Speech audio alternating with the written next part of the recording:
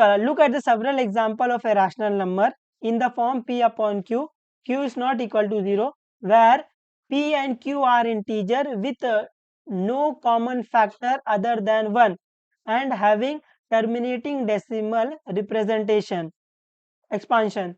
Can you guess what the property Q must possess? तो ये क्या बोल रहा है कि बहुत सारे एग्जांपल लो, रैशनल नंबर के बहुत सारे एग्जांपल लो, P अपॉन Q लो, जहां पर P और Q के अंदर है ना कोई भी कॉमन फैक्टर नहीं आना चाहिए 1 को छोड़कर, ठीक है। फिर उनका डेसिमल एक्सपांशन निकालो जो कि टर्मिनेटिंग डेसिमल हो, फिर आप मेरे को Q की प्रॉपर्टी बताओ। तो अपन क्या करेंगे, बहुत सारा एग्जांपल ले लेंगे। तो एग्जांपल 2/5 ले लिया, आपको दिख रहा है ये 2/5 P अपॉन Q फॉर्म में, जहाँ पे नीचे वाला 0 नहीं है, और 2 और 5 का जो फैक्टर है वो 1 है। फैक्टर क्या होता है, वो नंबर जो दोनों को डिवाइड कर दे। तो 1 एक लौता ऐसा नंबर है जो दोनों को डिवाइड कर देगा। तो 2/5 करोगे क्या आएगा, 0.5। तो इसका डेसिमल एक्सपांशन क्या आ रहा है, टर्मिनेटिंग डेसिमल आ रहा है। फिर सेकंड एग्जांपल 3/2 ले लिया है, 3/2 का डेसिमल एक्सपांशन क्या आ रहा है, टर्मिनेटिंग डेसिमल आ रहा है। 7/8 ले लिया है, इसका डेसिमल एक्सपांशन क्या आ रहा है, टर्मिनेटिंग डेसिमल आ रहा है। फिर 7/10 ले लिया है, इसका डेसिमल एक्सपांशन क्या आ रहा है, टर्मिनेटिंग डेसिमल आ रहा है।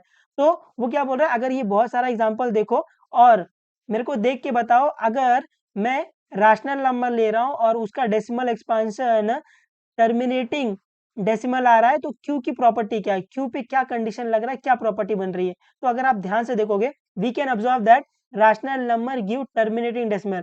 हर एक रैशनल नंबर टर्मिनेटिंग डेसिमल देगा if denominator e is the factor of 2 और 5 और बोथ है ना।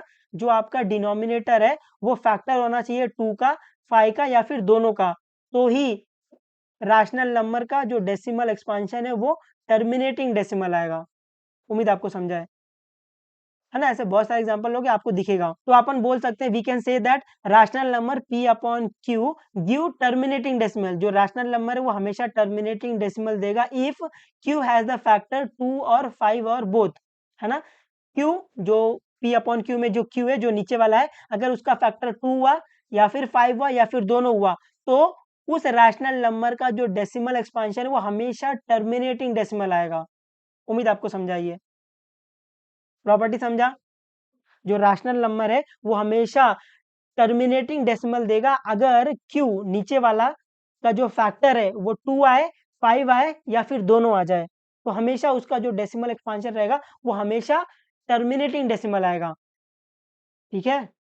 उम्मीद आपको समझाए थोड़ा बहुत। तो पढ़ते रहो, जो भी डाउट रहेगा पूछ लेना, बता देंगे, कोई दिक्कत नहीं। चलो बाबा टेक केयर और मचा दे रहना एकदम।